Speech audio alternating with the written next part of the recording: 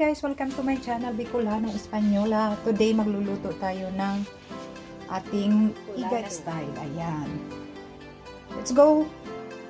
I never made it, but I know what it takes. I'm motivated by a mix of emotion. Got my statement, and I'm reading it slow so I can understand it fully. Appreciate my standing, go out of this world and right on time.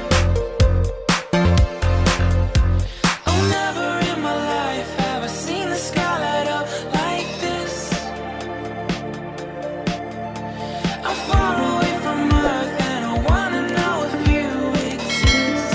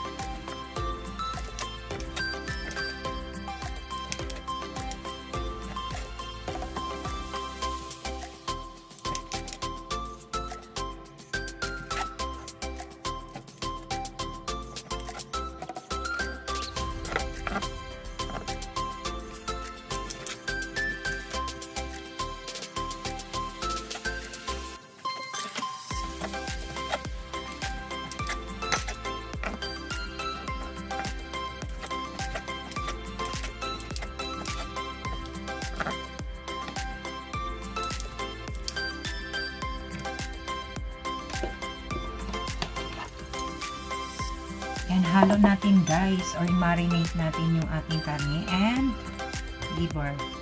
Ayan, may taba-taba yung ating karne guys. Ayan, marinate natin. Bukas ko siya lulutuin. Nagdamag ko siyang i-marinate. Ayan, I have ano guys, pineapple juice. Ayan, pineapple juice. Then I have bitchin, Ajinomoto guys. Ayan.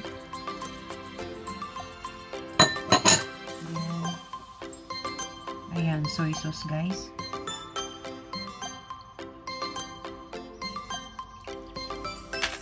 And vinegar. Hindi ko masyadong ilagay yung ano, suka. Kasi baka umasim siya masyado. Ayan.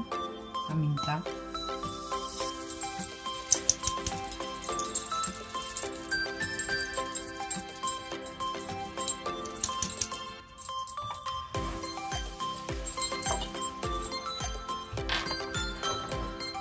Ayan. Meron akong bawang.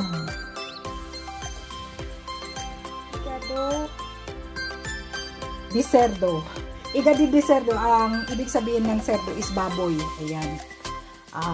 Binabad ko na ito guys. Last night pa ito nakababad. Kaya magdamag ngayon, maghapon ang karne at saka yung igado natin. And may mga sangkap na siya guys. Ng bawang, paminta, suka, toyo, and pineapple juice. Ayan. Ito pa yung mga remaining na sangkap ng ating lulutuin na igado guys. Ayan. Yung carrots guys, mayroon tayong carrots na 2 piraso yan maliit. Ayan, yung hiwa niya is pahaba. And may patatas din tayo guys, may patatas. Ayan, then may laurel tayo. May laurel, ilang piraso. Then lalagyan ko siya guys ng konting peanut butter. Peanut butter kasi yun ang nakita ko sa nanay ko, pampalasa din yan. And may green peas tayo guys. Green peas. Ayan, green peas. And siboya. Ayan. Sibuyas. Ayan. Then, may bawang tayo guys. Ito guys yung ano, hindi to ang bell pepper na sinasabi nila. Ito yung sili na mahaba.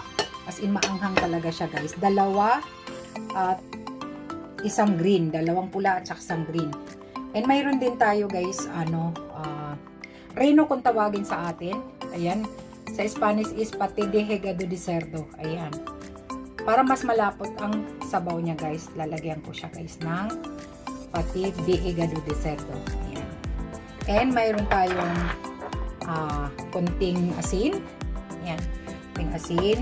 And bitchin lalagyan kasi hindi yan mawawala sa akin, lagi akong naglalagay ng bitchin guys. And konting paminta. Tingnan natin yung kung magdadagdag na lang tayo, kung kulang yung suka and toyo guys. Ayan, umpisa na natin guys ang ating pagluluto ng hígado guys. Ayan, hígado de cerdo, hígado a la Bicolana Española guys. Let's go! Let's start guys. Para ilisa natin yung ating sibuyas. Yan, lagay na natin ang ating sibuyas. Ayan. Malalaki ang hiwa ko guys. Malalaki. Ayan. Nagisa natin ng konti sa mantika. Ang ating karne at saka ang ating bawang. Bibirot naman siya guys kasi malalaga yung karne at saka ang ating hígado. Ang hígado guys is Spanish wording kasi ang hígado ang hígado ng baboy is lang, hígado din ang tawag sa Spanish.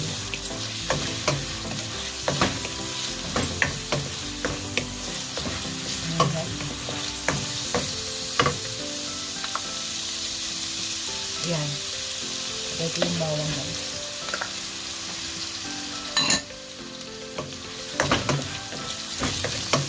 Luto-luto natin guys.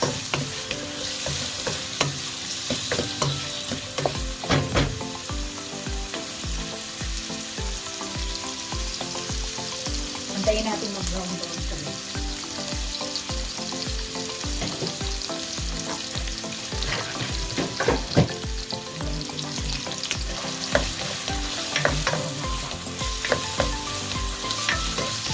Maraming mas malasa yung maraming sangkap guys. Ayan. Ito kasi yung style ng pagluluto ng nanay ko. Yun ang nakikita ko eh. Iba-iba naman guys yung pagluluto ng hígado. May hígadong lokal, may hígadong dito. Kaya ito naman yung nakita ko kung paano magluto yung nanay ko. Ayan.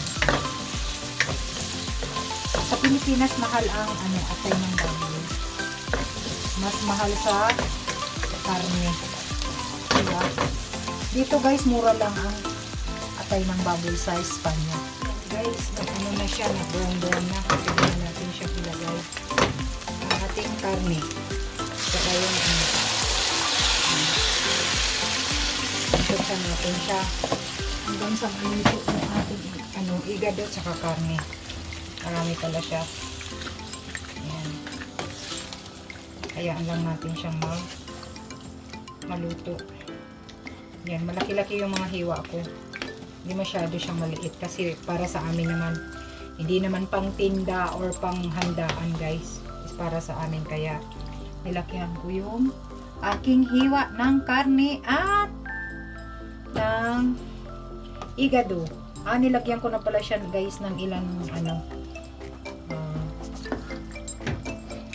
para mabango. Bango niya guys kasi mayroon siyang pineapple juice na binabad ko sa sa karne tsaka Ayan. Antayin natin, pakuluan natin siya guys. Within siguro within 30 minutes. Ayan.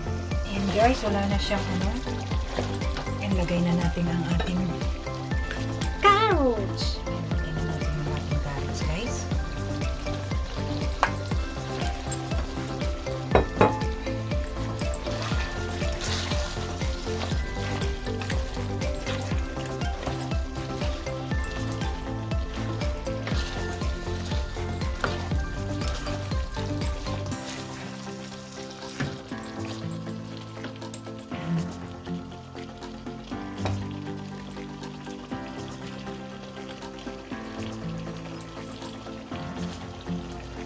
Ating patatas, ilagay na natin.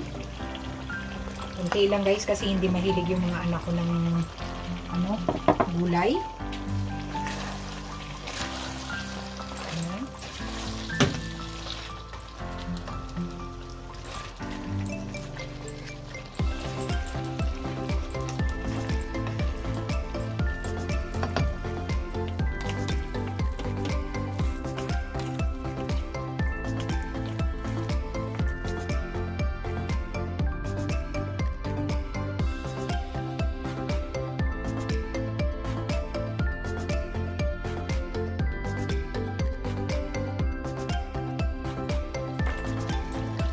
guys, lagyan natin ng kunting pampakulay or aswete to guys, aswete. Binabad ko siya sa tubig. Lalagyan natin para kumilay naman ng konti yung ating yan, kunti lang, asing kunti.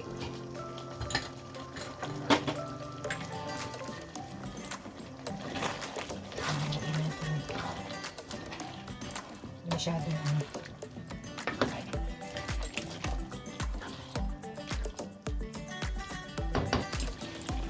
kumulo na siya guys. Lagay na natin ating sili.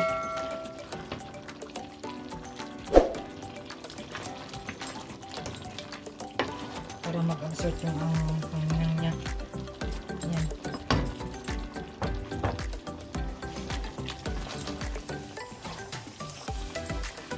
Yan.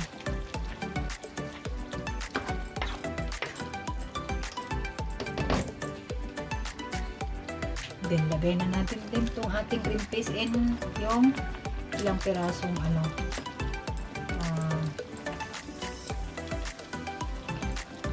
laurel. Ilagyan ko na siya, binabad ko siya, pero lagyan ko pa rin siya. Ilagay natin ito. Kunti lang guys, kasi ayaw ng mga ko masyadong magulay.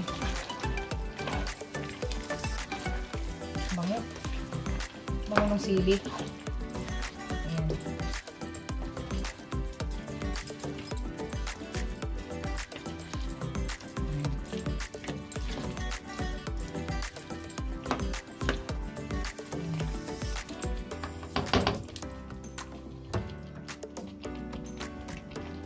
Then, ilagay natin itong ating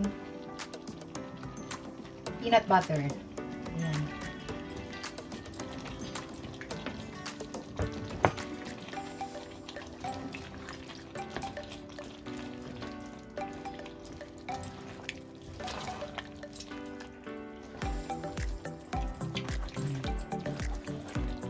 Mabango siya, grabe. As in, mabango pag may peanut butter.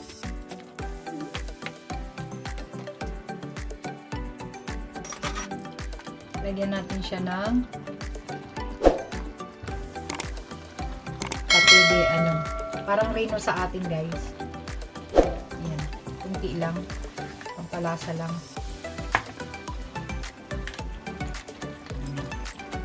Kunti lang.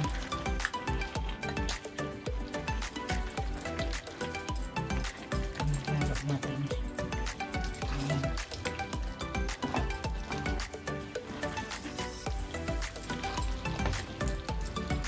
Masyadong nilagyan ng sili kasi maanghang yung sili. Ayan, para mas malapot ang sabaw guys. Ayan, tagal-tagal din lutuin kasi yung karne pinakuloan ko talaga siya, saka yung ayan, malapot siya kasi malapot yung sabaw niya. Ayan, malapot siya. Ayan, kulan natin ng konti lang, mga para maano daw absorb yung peanut butter saka yung ng igado, yung reno sa atin, tawag nun reno sa atin. Bango pag may peanut butter. Yan, antayin natin in 3 minutes. Ayan guys, pwede na siyang i-serve guys, luto na yan. Ayan, okay na rin yung lasa niya. Tamang-tama na yung alat niya. Ayan, may sabaw-sabaw ng konti. Ayan, nagmantika siya. Ayan, okay na siya guys. Ayan. Ayan guys. Ay. Ayan na guys, luto na ang aking igado ala crispy or ala bicolana. This is my own version Bicolana Española igado guys. And sana magustuhan ninyo ang aking igado ala Bicolana Española guys. Thank you for watching. Bye. Keep safe everyone. God bless. Love you all guys.